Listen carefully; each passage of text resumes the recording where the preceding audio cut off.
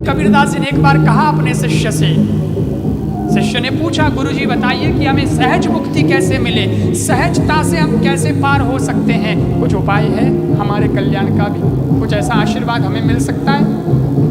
तो कबीरदास जी ने कहा है ना, 2 उपाय है। और कहा कबीर जी ने, कबीरा कहे कमाल से 2 बातें सीख ले। कल्याण चाहता है, ज्यादा कुछ नहीं, सिर्फ 2 बात, और वही 2 बात आपको बता रहा हूं मैं। कबीरा कहे कमाल से 2 बातें सीख ले, कर साहिब की बंदगी और भूखे को कछु दे। बस 2 बात, एक तो भजन करो और दूसरा भोजन कराओ, किसी भूखे को अन्न दे दो, जो जरूरतमंद है, जिसके पेट की जठराग्नि प्रदीप्त है, जो क्षुधा से तड़फ रहा है, बस उसको कुछ खिला दो सही समय पर तुम अपने हाथ से, तो उसके अंदर बैठा वही परमात्मा खुश हो जाएगा। और खुद भजन करोगे तो खुद अपने आप की आत्मा से पुष्ट हो जाओगे, तो अगले कदम पर परमात्मा से मुलाकात हो जाएगी। बस इतना ही तो करना है सज्जनों। भोजन कुछ लोग समझते ये सामान्य सी बात, क्या बताई इससे क्या होगा? अरे इससे क्या नहीं होगा, मैं आपको बताऊं कि भोजन कोई प्रेम से करा देना सज्जनों, किसी को बिना किसी लोभ पुण्य के और ऐसा स्वार्थ रखे बिना, बस ठीक है भाई आपको भोजन की आवश्यकता, और कोई आ गया, जरूरत हुई किसी को और आपने करा दिया भोजन, और आपने बहुत प्रेम से भोजन करा दिया ना सज्जनों, सही समय पर सही व्यक्ति को और सही व्यक्ति के द्वारा किया गया कभी दान भी बहुत बड़ा पुण्य देता है। और ऐसा पुण्य देता है कि वो आदमी को मौत के मुख से बाहर निकाल देता है। इतना गजब फायदा मिलता है। एक सत्य घटना बताऊं मैं आपको।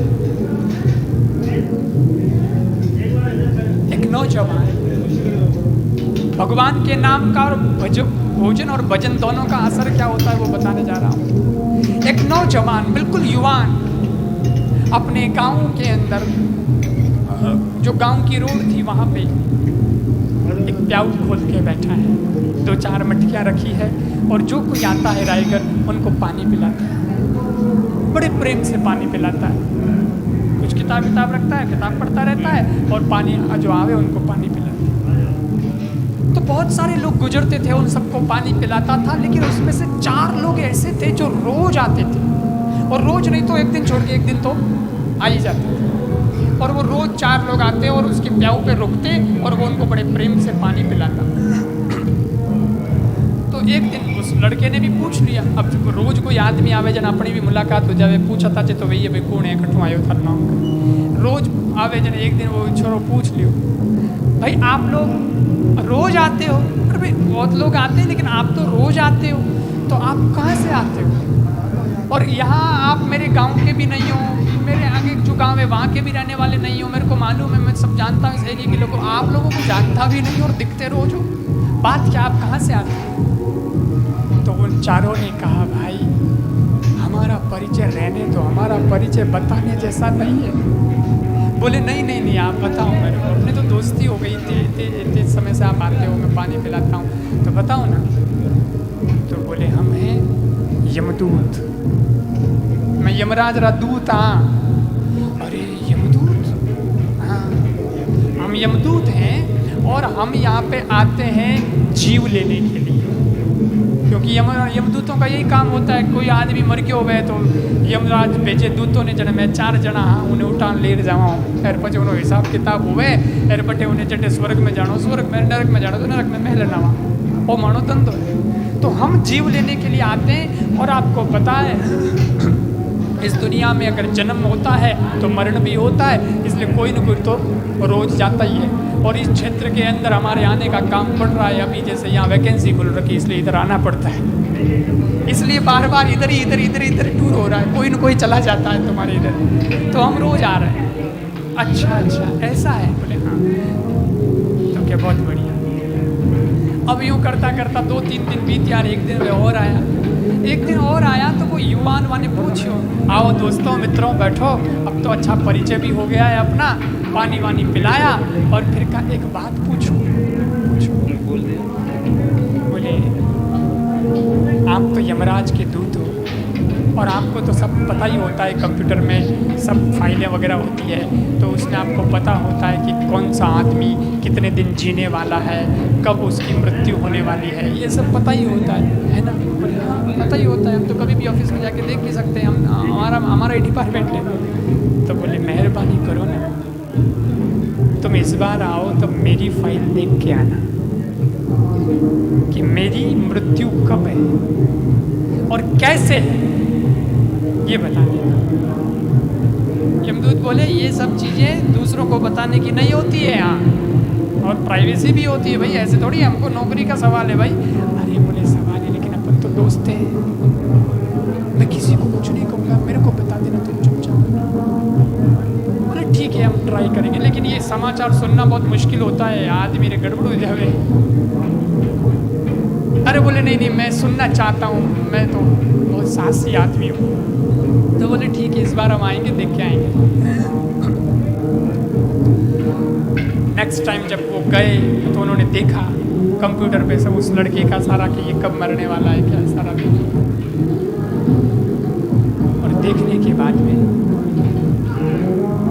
चारों का चेहरा उदास, बेचारों की आंखों में आंसू आने लगे, रोते रोते रोते रोते आए। उस युवान जो भाई था जहां उसका गांव, उसकी जो रोड पे प्याऊ, उस प्याऊ पे आए, चारों की आंखों में आंसू थे।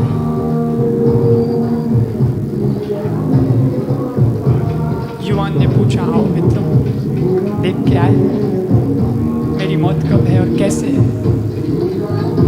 सुनते ही चारों रोने लगे, बहुत रो रहे थे। और उसमें से जो चौथा था वो तो बहुत जोर से रो रहा था, बहुत ही जोर से रो रहा था।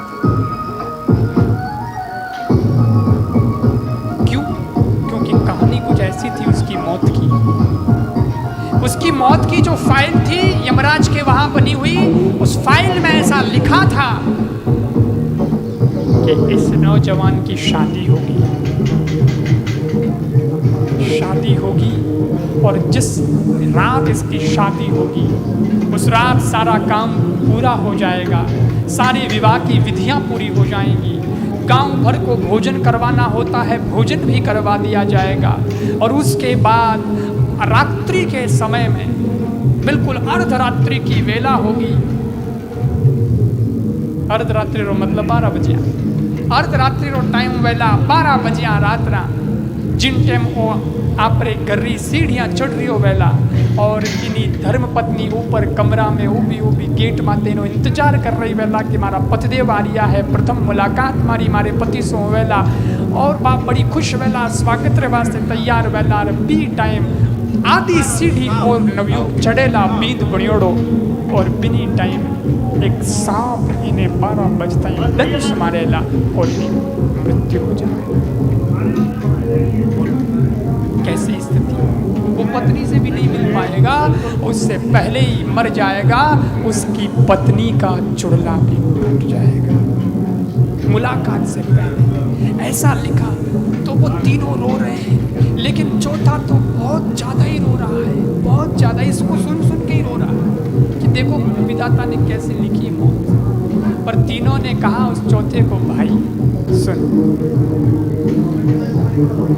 हमको भी दुख है क्योंकि अपना दोस्त है, और हम भी दुखी हैं कि ऐसा बेचारा मरेगा, तो रो तो हम भी रहे, लेकिन तू ज़्यादा रो रहा है, तू डबल रो रहा है, आखिर तेरे को इतना भारी दुख क्यों हो रहा है। उसने कहा साहब क्या बताऊं, यमराज की फाइल में तो सब कुछ लिखा हुआ होता है, इस फाइल को आगे देखो इसमें क्या लिखा है, आपको पता नहीं है लेकिन मुझे मालूम है। बोले क्या? बोले लिखा है कि इसकी मौत जब ये आधी सीढ़ी चढ़ जाएगा तब एक सांप आएगा और वो सांप इसको दंश मारेगा और इसकी तत्काल मृत्यु हो जाएगी। लेकिन लिखा है सांप बनने की जो ड्यूटी है उस दिन वो मेरी है, मुझे ही सांप बनना है और मुझे ही इस दोस्त को डसना और ये जाएगा। इसलिए मुझे बहुत दुख होता है कि जिसने, और वो युवान को बताने लगे तो चारों के चारों रो रहे और कहते हैं दोस्त तुमने इतने समय तक हमें इतना बढ़िया शीतल ठंडा जल पिलाया और तुम्हारी मौत ऐसी लिखी हुई और उसमें मुझे सांप बन के दसना पड़ेगा। हम नहीं चाहते कि तुम्हारी मौत हो, लेकिन विधाता ही होता है। पर हाँ, तू कोशिश करना। तो एक काम अगर तू करेगा ना तो तू मौत से बच जाएगा। बोले क्या? बोले शादी मत करना, क्योंकि है गिरे शादी हुआ बजे चलू हुए तारे प्याज मत कर, तू गिरिज पेड़ दे। तो शादी को टालता रहे। अगर जिंदगी भर तो ऐसे रह गया तो बस फिर तो हम तेरे को ऐसे ही देखते रहेंगे, तेरे हाथ का पानी पीते रहेंगे। उस लड़के ने कहा ये भी बात तो सही है तुम्हारी, लेकिन लड़के की जब शादी की उम्र हुई तो माँ बाप ने कहा बेटा हमारा अब क्या भरोसा। और माँ बाप की एक अंतिम ख्वाहिश यही होती है कि वे आप रे क्यों बेटा ने पना पनीस तो देखे इन वास्ते बेटा ब्याह कर छोरो के नहीं माता जी